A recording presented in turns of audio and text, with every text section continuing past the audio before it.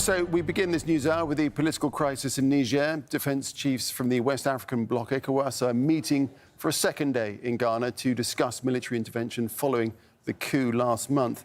The defence chiefs have already said that constitutional order will be restored in Niger by all means. They're ready to send in troops if diplomatic efforts fail. The junta is ignoring calls to reinstate the deposed President Mohamed Bazoum and have announced plans to prosecute him for treason. A new cabinet and prime minister have been appointed meanwhile. Charles Stratford joins us live now from that meeting in Accra in Ghana. And Charles, so where are we at with this meeting and what do you think might come out of it?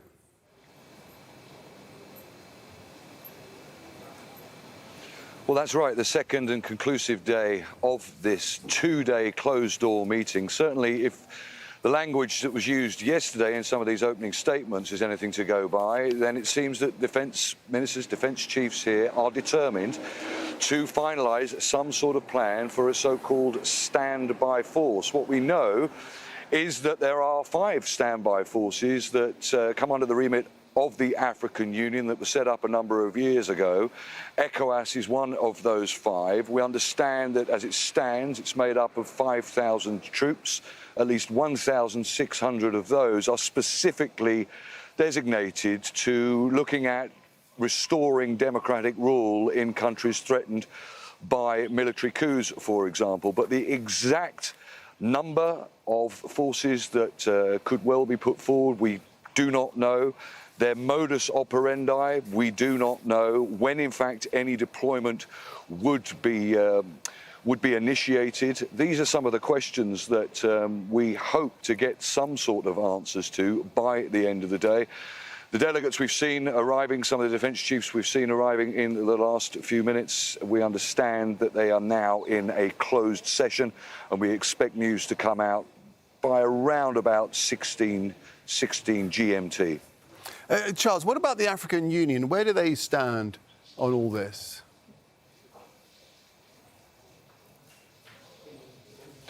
Well, this is really interesting because, of course, any kind of plan put forward by ECOWAS, by the defence chiefs here, in theory, has to be green-lighted by the African Union. And we already know that there is fierce opposition to any potential military intervention in Niger by a number of states, most especially states in southern Africa, states like Zimbabwe and South Africa, that, of course, have such a fierce anti-colonial stance.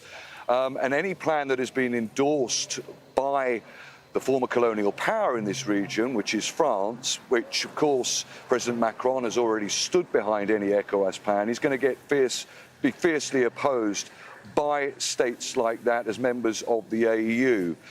Then, of course, there is opposition within ECOWAS states themselves. Again, that plan has to be green-lighted by respective parliaments of potentially contributing countries. We've seen opposition already in Nigeria to that.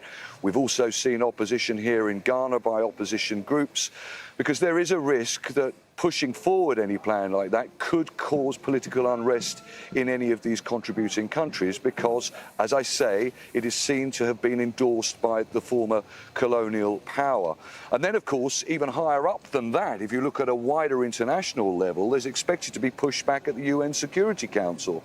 In theory, any kind of military intervention would have to be green-lighted in New York, and we can only expect that, for example, Russia, which is on the UN Security Council, would veto any plan. We've already heard from the Kremlin that they are fiercely against any kind of military intervention in Niger. So whatever comes out of today's meeting, it faces serious political opposition right the way across the region and, in theory, around the world. Yeah, it'd be interesting to see how all this pans out. Charles, thanks very much indeed. Charles Stratford there, reporting from Accra.